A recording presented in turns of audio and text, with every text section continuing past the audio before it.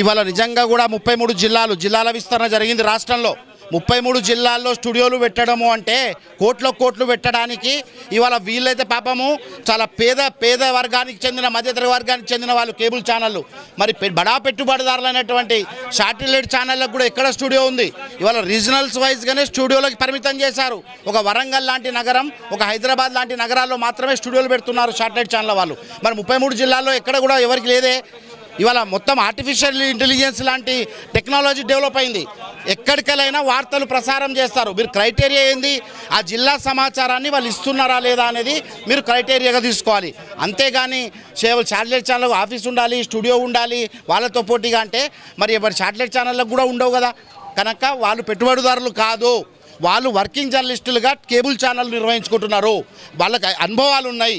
వాళ్ళ సమాచారం చూడండి, సమాచారాన్ని వాళ్ళు ప్రజలకు చేరవేస్తురా లేదా అనేది సెంట్రల్ అక్రిడిటేషన్ కూడా అదే చెప్తుంది. మీకు సమాచారం ప్రజలకు చేరవేయడానికి ఆ మీడియా సంస్థ పనిచేస్తుందా లేదా. కానీ అది చూడకుండా మేము జీవోల వల్ల మొత్తంగా ఎత్తివేస్తాం అనేది కూడా అది న్యాయం కాదు, అది అప్రజాస్వామికము. ఖచ్చితంగా గతం మాదిరిగానే వాళ్ళకి దాన్ని పునరుద్ధరించాలి అక్రిడిటేషన్ కార్డులని చెప్పి తెలంగాణ రాష్ట్ర వర్కింగ్ జర్నలిస్టుల సంఘం డిమాండ్ చేస్తుంది.